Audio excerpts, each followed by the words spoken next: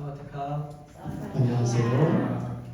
사랑하는 성도님들 만나 뵙게 돼서 참 기쁘고 감사합니다. ขอบคุณพระเจ้าที่พระเจ้าทรงนำให้ข้าพระองค์ก็พบกับก็พี่น้องที่รักก็ขอบคุณพระเจ้านะครับ 그리스도 안에서 만나 뵙고 교제하게 되신 하나님께 감사드립니다. ขอบคุณพระเจ้าที่พระเจ้าทรงนำให้เราทั้งหลายก็จะสามารถสามัคคีทำกันได้ในองค์พระผู้เป็นเจ้า 또 샬롯에 있는 제자교회 성도님들을 대신하여 여러분들께 문안 인사 전해드립니다. ข้าพระองค์ก็จะทักทายกับพี่น้องทั้งหลายก็แทนสมาชิกทุกท่านที่คริสตจักรสาวกที่เมืองชาโนสหรัฐอเมริกานะครับ 우리가 한 번도 만나본 적은 없지만 저희 교회가 사교육 교회와 또 성도님들을 위해서 정기적으로 기도하고 있습니다. จริงๆแล้วเราไม่ได้เจอกันเลยใช่ไหมครับไม่เคยเจอกันเลยใช่ไหมครับแต่อาจารย์ซามูเอลห่างกับก็สมาชิกทุกท่านในคริสตจักรสาวกที่สหรัฐอเมริกาเนี่ยก็กำลังอธิษฐานเพื่อคริสตจักรสันติภาพสระแก้วและประเทศไทยอยู่นะครับ 믿음의 규제 가운데 하나님께서 영광을 받으시고 모든 교회에 하나님께서 큰 은혜를 내려주시기를 소망합니다. ขอพระองค์ทรงได้รับพระเกียรติเท่านั้นก็ในการสามัคคีธรรมกันในองค์พระผู้เป็นเจ้าในฝ่ายจิตวิญญาณแล้วขอพระองค์ทรงเพิ่มเติมพระคุณของพระองค์ทั้งคริสตจักรสองแห่งที่คริสตจักรสันติภาพสระแก้วและคริสตจักรสาวกด้วยนะครับ 오늘 여러분들과 빌립보서 3장 20절 말씀을 중심으로 함께 말씀 생각해 보기를 원합니다. ข้าพเจ้าอยากจะแบ่งปันในพระธรรมฟิลิปปีบทที่3ข้อที่20ถึง21นะครับ 우리 모두는 어느 나라에 소속이 되어 있습니다. เราทั้งหลายเราทุกคนมีสัญชาติครับ 여러분은 어느 나라 사람입니까? พี่น้องเป็นสัญชาติไหนนะครับ 누구는 태국 사람이지요. บางคนก็มีบางคนเป็นสัญชาติไทย 또 คนไทย 누구는 한국 사람이기도 บาง 합니다. คนเป็นคนเกาหลีด้วย 또 어떤 사람은 미국 사람으로 불리기도 บาง 합니다. คนก็ที่ถูกเรียกว่าเป็นคนอเมริกานะครับ 모두가 이 땅에 시민권을 갖고 있듯이 성경은 영적인 시민권도 있다고 가르칩니다. ตามที่คนทุกคนอยู่บนโลกนี้ก็มีสัญชาติใช่ไหมครับก็พระคัมภีร์บอกว่าก็คนทุกคนก็อะไรมีพลเมืองสิทธิพลเมืองในสวรรค์ด้วยนะครับ 오늘 사도 바울은 이 영적인 시민권이 이 땅의 시민권보다 훨씬 더 중요하고 높은 것이라고 말씀합니다. ในวันนี้อาจารย์เปาโลได้บอกว่าสิทธิพลเมืองอยู่บนโลกนี้ก็ไม่ใช่สิทธิพลเมืองแห่งสวรรค์ก็สำคัญกว่าสิทธิพลเมืองแห่งโลกนี้นะครับ 그 영적인 시민권은 바로 하늘에 속한 시민권입니다. นั่นคืออะไรครับพลเมืองแห่งสวรรค์นะครับ 성경은 이렇게 말씀합니다. 우리의 시민권은 하늘에 있느니라. 20절에 말씀하지. ข้อที่20นะครับข้อที่20ได้กล่าวไว้ว่าเราเป็นพลเมืองแห่งสวรรค์นะครับ 여기서 우리는 예수님을 주와 구원자로 고백하는 성도, 즉 그리스도인을 의미합니다. ในจุดนี้เรามีความหมายว่าอะไรครับเราชื่อว่าอะไรครับเราเป็นคริสเตียนที่ยอมรับเชื่อไว้วางใจในองค์พระเยซูคริสต์เจ้าให้เป็นพระผู้ช่วยให้รอดของเรา 성도들의 시민권이 하늘에 있다는 것입니다. มันไม่ถึงสมาชิกของคริสตจักรทุกๆคนอยู่ในสวรรค์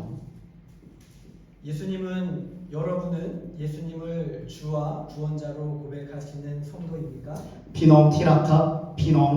ยอมรับเชื่อไว้วางใจพระเยซูให้เป็นพระผู้ช่วยให้รอดของตัวเรา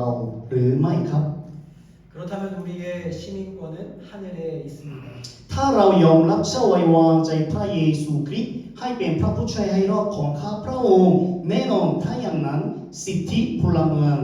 ของเราอยู่ในแผ่นดินสวรรค์แน่นอนนะครับ 하늘의 시민이라는 뜻입니다. มันแสดงให้เห็นว่าเราเป็นใครเราเป็นพลเมืองแห่งสวรรค์นะครับ 시민권이 하늘에 있다는 것이 정확히 무슨 뜻일까요? ถ้าอย่างนั้นขอให้เราลองคิดดูสิว่า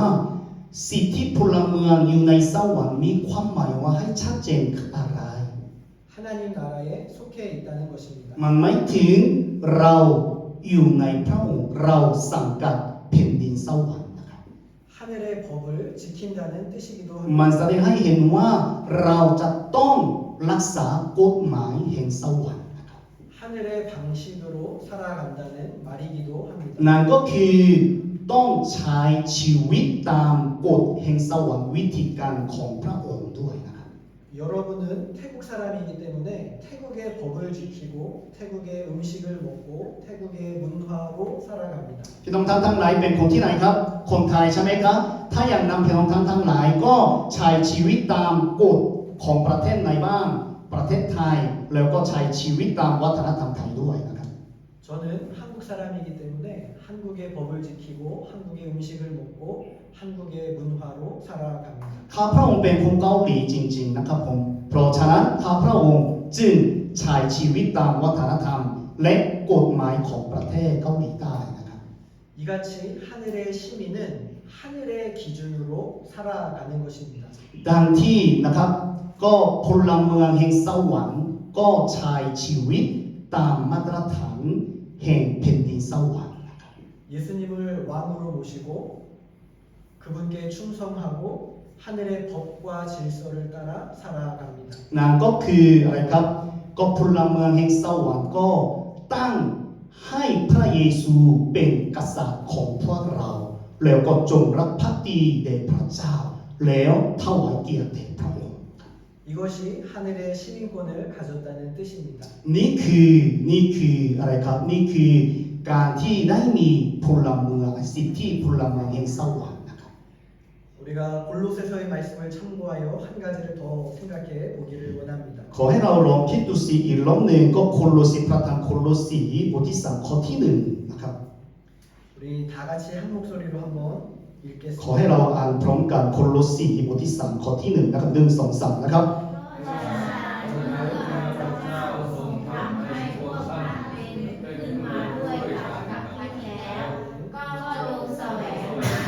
ที่อยู่เบื้องบนในที่ซึ่งพระคริสต์สถิตอยู่คือประทับอยู่เบื้องขวาของพระเจ้าอาเมน 네, 제가 한국말로 한번 읽겠습니다. ข้าพระองค์จะอ่านเป็นภาษาเกาหลีอีกรอบหนึ่งนะครับ 그러므로 너희가 그리스도와 함께 살리심을 받았으면 위의 것을 찾으라. 거기는 그리스도께서 하나님 우편에 앉아 계시느니라. 위의 것을 생각하고 땅의 것을 생각하지 말라. อาเมน 너희가 그리스도와 함께 살리심을 받았으면이라는 말이 첫 줄에 나옵니다. ก็โคโลสีบทที่3ข้อที่1ได้กล่าวไว้ว่า เมื่อพระเจ้าทรงทำให้พวกท่านเป็นขึ้นมา 이 말은 너희가 하늘의 시민권을 가진 자라면이라는 말로 바꿔 생각해도 좋습니다. พระคำข้อนี้ซึ่งพระเจ้าทรงทำให้พวกท่านเป็นขึ้นมาด้วยกันกับพระคริสต์ก็คืออะไรครับมีความหมายว่าพี่น้องท่านทั้งหลายเป็นพลเมืองแห่งสวรรค์ก็เปลี่ยนเป็นนี้ก็ได้ 우리가 하늘의 시민이라면 성경은 위의 것을 찾고 위의 것을 생각하고 땅의 것을 생각하지 말라고 말씀합니다. เมื่อเราเป็นพลเมืองแห่งสวรรค์จริงๆถ้าอย่างนั้นพระคัมภีร์ได้บอกว่าจงแสวงหาสิ่งที่อยู่เบื้องบนในที่ซึ่งพระคริสต์สถิตอยู่นะครับ 하나님이 기뻐하시는 것을 우선순위에 두고 사는 삶, 이것이 위의 것을 찾는 삶의 모습입니다. ถ้าอย่างนั้นชีวิตแสวงหาสิ่งที่อยู่เบื้องบนก็คืออะไรก็คือชีวิตที่ตั้งให้ลำดับความสำคัญให้เป็นพระเยซูคริสต์เป็นศูนย์กลางนะครับ 위의 것을 생각한다는 것은 마음의 초점과 관심을 하나님께 두는 것을 의미합니다. การที่แสวงหาสิ่งที่อยู่เบื้องบนไม่ถึงก็เอาใจใส่ของเราแล้วก็เอาหัวใจของพวกเราก็อะไรครับก็แล้วก็โฟกัสของเราก็อยู่ในพระองค์นะครับ 이것이 하나님 나라의 백성이 살아가는 중요한 방법입니다. นี่คือวิธีการที่ดีที่สุดที่ประชากรของพระองค์ใช้ชีวิตในโลกนี้นะครับ 오늘 본문을 보면 한 가지 더 생각해 볼 것이 있는데 20절의 말씀 끝부분에 보면 오직 우리의 시민권은 하늘에 있는지라 거기로부터 구원하는 자 곧 주 예수 그리스도를 기다린다고 말씀합니다. พระธรรมตอนในวันนี้ก็ฟิลิปปีบทที่3ข้อที่20ได้กล่าวไว้ว่าเราเป็นพลเมืองแห่งสวรรค์และเรา รอคอยผู้ช่วยให้รอดจากสวรรค์คือพระเยซูคริสต์องค์พระผู้เป็นเจ้านะครับ 하나님의 백성은 예수님의 다시 오심을 예수님의 오심을 바라보고 소망하며 살아가는 자입니다. ประชากรของพระองค์คือผู้ที่รอคอยใครครับพระเยซูคริสต์ผู้จะทรงเสด็จลงมาครั้งที่สองนะครับ 여러분은 무엇을 소망하고 무엇을 기대하십니까? พี่น้องท่านทั้งหลายปรารถนาอะไรบ้างความหวังของพี่น้องท่านทั้งหลายคืออะไรบ้างนะครับ 우리 가운데 예수님에 대한 소망과 그분을 기다리는 마음이 있다면 우리의 시민권은 하늘에 있는 것입니다. ท่ามกลางเราเมื่อเราทั้งหลายก็ปรารถนาพระเยซูขอเชิญเสด็จลงมาครั้งที่สองเร็วๆแล้วก็ให้พระเยซูคริสต์ก็รอคอยให้พระเยซูคริสต์จะเสด็จลงมาก็เรื่อยๆถ้าอย่างนั้นสิทธิพลเมืองของเราก็อยู่ในแผ่นดินสวรรค์แน่นอนนะครับ 언젠가 그분이 오겠지 그냥 시간만 보내는 것이 아닙니다. ถ้าสมมุติเนี่ยอะไรก็โอเคพระเยซูจะเสด็จลงมาครั้งที่สองแน่นอนใช่ไหมครับก็เลยอยู่เฉยๆแล้วก็ใช้เวลาก็เฉยๆไม่ใช่แบบนี้นะครับ 기대하는 마음으로 바라보고 준비하는 모습으로 살아가는 것입니다. เราจะต้องมีหัวใจที่ปรารถนาให้ขอเชิญพระเยซูจะเสด็จลงมาแล้วก็เราจะต้องเตรียมตัวกันต้อนรับพระเยซูคริสต์ 저희 가정은 지금 한 달 동안 한국과 태국을 방문하고 있습니다. ครอบครัวของข้าพระองค์ก็กำลังเดินทางมาอยู่ที่ประเทศเกาหลีและประเทศไทยเป็นเวลา1 เดือนนะครับ 이 여행을 위해서 1년 전부터 준비했습니다. จริงๆแล้วเพื่อการเดินทางมาประเทศไทยและประเทศเกาหลีก็ครอบครัวของเขาครอบครัวของข้าพระองค์ก็ได้เริ่มต้นเตรียมตัวตั้งแต่ปีที่แล้วเป็นเวลา1 ปีนะครับ 아이들은 학교에 빠지지 않으려고 노력했고 ลูก2 คนก็พยายามจะไม่ให้ขาดกันอะไรเรียนหนังสือที่โรงเรียน 저희 부부도 이것저것을 준비했습니다. แล้วก็อาจารย์2 คนก็เตรียมตัวก็หลายอย่าง 그런 시간들을 보내면서 저희들의 마음은 설레었고 기뻤습니다. ก็ในเวลานั้นก็ตอนที่ก็เตรียมตัวกันเดินทางมาประเทศเกาหลีและประเทศไทยใช่ไหมครับตอนนั้นรู้สึกเป็นยังไงบ้างครับก็ตื่นเต้นมากเลย 왜냐면 이곳에서 만나보고 싶은 사람들이 있었기 เพราะ 때문입니다. ว่าอาจารย์2 คนและครอบครัวของเขาเนี่ยก็อยากพยายามอยากพบกับผู้หนึ่งไม่ใช่ผู้หนึ่งนะครับอยากพบกับสมาชิกของคริสตจักรสันติภาพสระแก้วแล้ว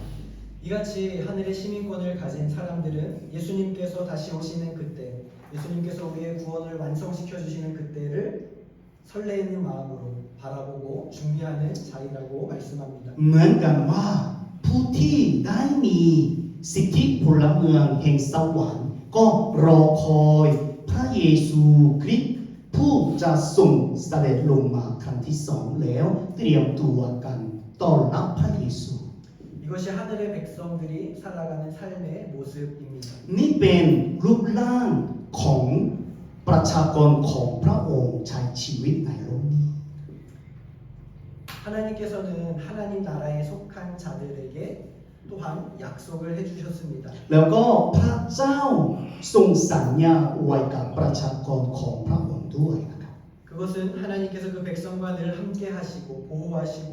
인도하시고 힘 주신다는 약속입니다. นั่นก็คือพระเจ้าทรงสถิตอยู่กับพระเจ้าพระเจ้าทรงเสริมกำลังใจให้กับพระเจ้า 이사야서 43장 2절에 보면 이런 말씀이 있습니다. 제가 먼저 읽습니다. 내가 물 가운데로 지날 때에 내가 너와 함께 할 것이라. 강을 건널 때에 물이 너를 침몰하지 못할 것이요. 네가 불 가운데로 지날 때에도 타지 아니할 것이요. 불꽃이 너를 사르지도 못하리라. ก็ในพระธรรมอิสยาห์บทที่43ข้อที่2เชิญอ่านพร้อมกัน1 2 3นะครับเมื่อเราจะอยู่กับเจ้าและเมื่อข้ามแม่น้ำน้ำจะไม่ท่วมเจ้าเมื่อเจ้าเดินทางไฟเจ้าจะไม่ถูกไหม้และไม่พ้นเจ้า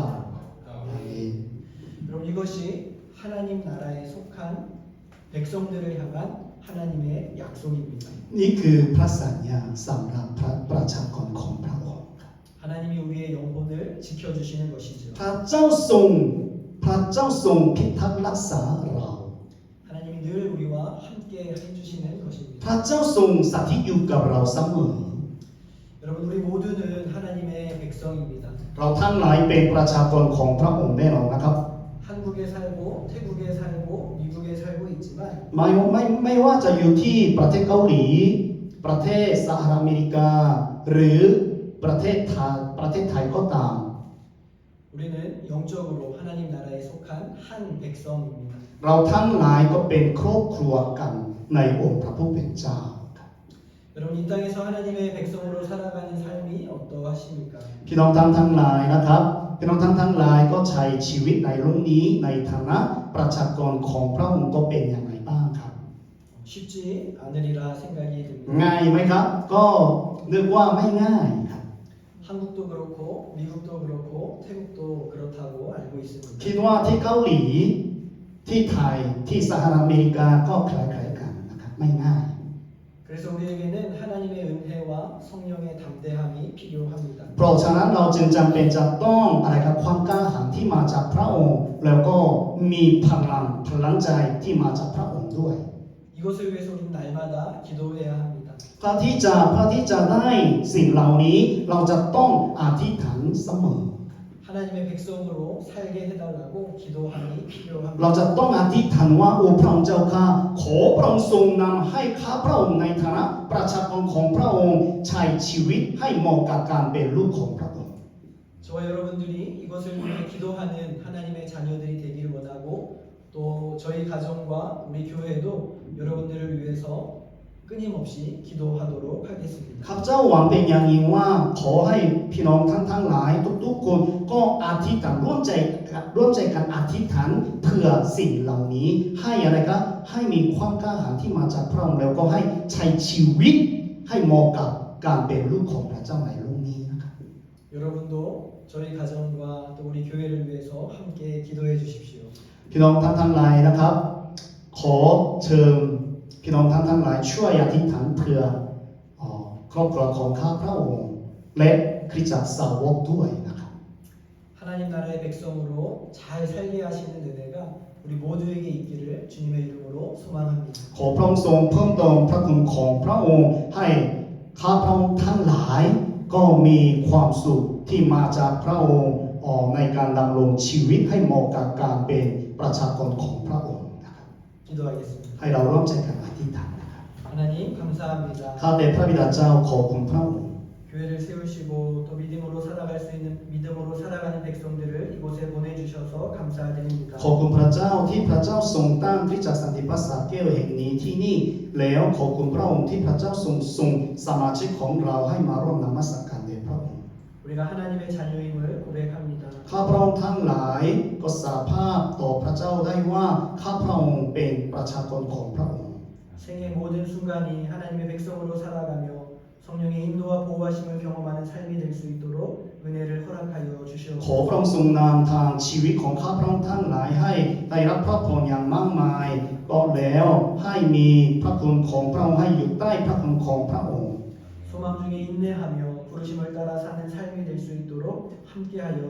ขอพระองค์ 주시옵소서. ทรงเมตตาให้ข้าพระองค์ทั้งหลายก็อดทนได้ด้วยความเชื่อแล้วก็รอคอยพระเยซูคริสต์ผู้ทรงเสด็จลงมาครั้งที่สอง 믿음의 기쁨이 넘치게 하여 주시고 믿음으로 행하는 복된 삶 될 수 있도록 은혜를 베풀어 ขอ 주시옵소서. พระองค์ทรงช่วยให้ข้าพระองค์ทั้งหลายเต็มล้นด้วยความชื่นชมยินดีโดยความเชื่อแล้วให้กระทำตามความชื่นชมยินดีนั้นด้วยความเชื่อ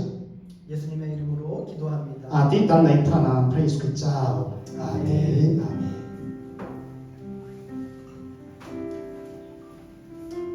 ขอบคุณพระเจ้าสำหรับพระวจนะคำของพระองค์แล้วขอบคุณสำหรับอาจารย์สัมเวลาที่ประกาศพระวจนะคำของพระองค์นะครับเดี๋ยวนี้ขอเชิญพี่น้องทุกท่านยืนขึ้นเวลาชี้เราหน้าเชิญซ้อขอให้เราร้องสรรเสริญพระองค์แล้วขอให้เราระลึกถึงพระวจนะคำของพระองค์ที่พระเจ้าทรงประทานให้แก่ข้าพระองค์ทั้งหลายเมื่อเช้านี้แล้วก็อธิษฐานตอบสนองจากพระ 어쩌면 우리 이 시간 들은 말씀을 기억하면서 우리 선하신 하나님의 선하심을 찬양하고 우리가 들은 말씀을 기억하며 함께 기도하는 시간 갖도록 하고요. 제가 마침 기도하고 우리 한문호 금천남사교회 원로 목사님 나오셔서 축도로 모든 예배를 마치도록 하겠습니다. ขอให้เราลองสรรเสริญความดีของพระองค์ถ้าพระองค์องค์พระแม่ทำไม่มีสิ้นสุดทุกวันเวลาข้าสายอยู่ในพระหัตถ์ตั้งแต่วินาทีที่ข้า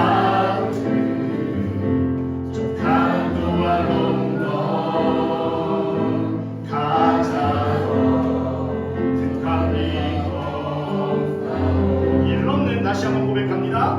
가라라오 오프라메다 오프라메 상하이 미시스 투반메라 가사유나이 브라하 위나 키티카 조카르 두아롱노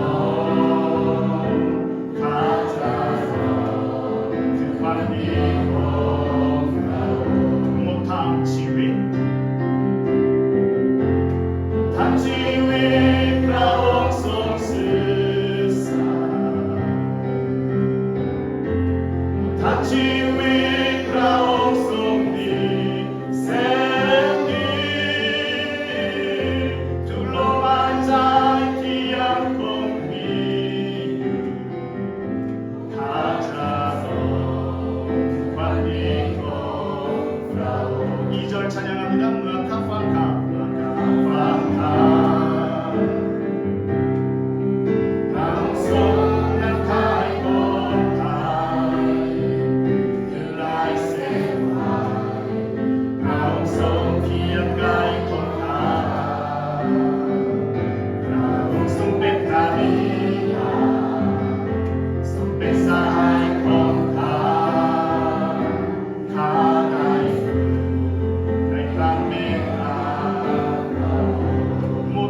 ชีวิตทั้งชีวิตพระองค์ทรงสื่อสารทั้งชีวิตพระองค์ทรงมีแสนดีทุกลมหายใจที่ยังคงมีข้าจะรอถึงวันนี้ให้เราร่วมใจกันอธิษฐานยกเสียงพร้อมกันนะคะ다시 통성으로 기도합니다. 하나님입니다. 자,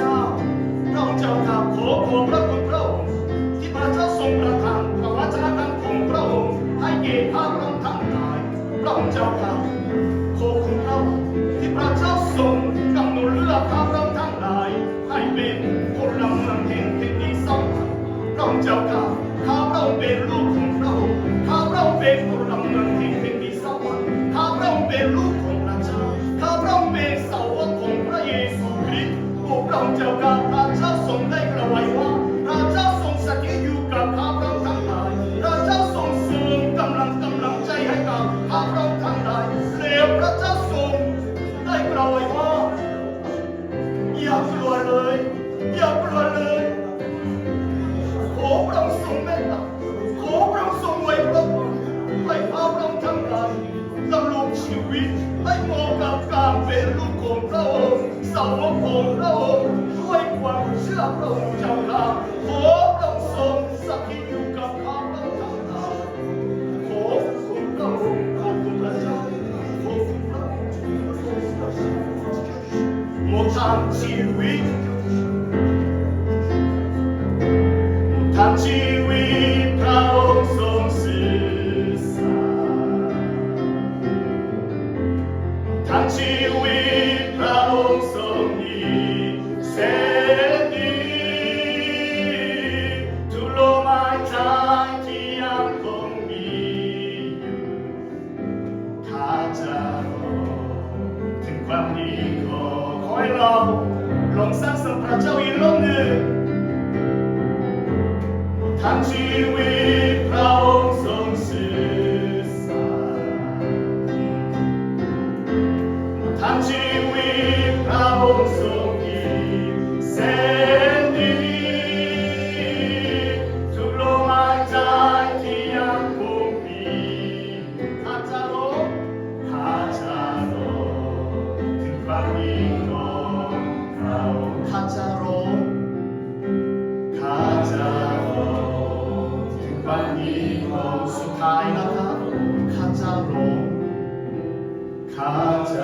รอ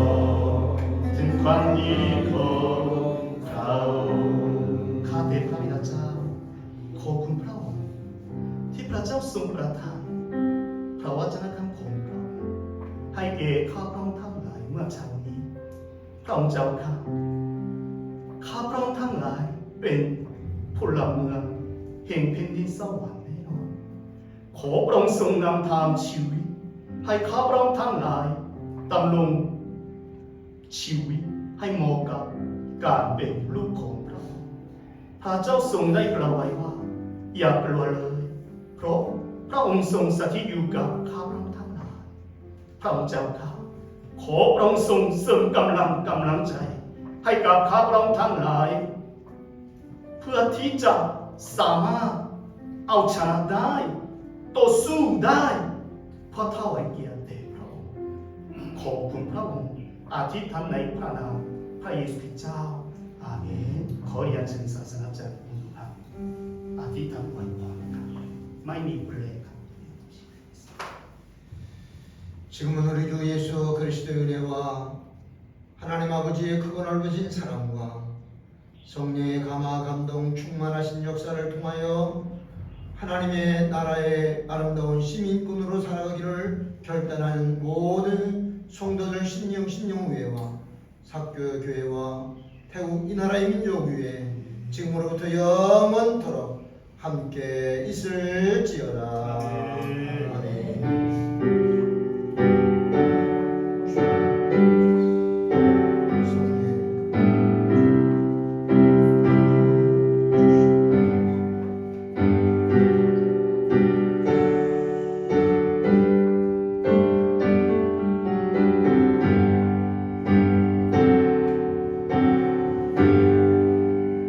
사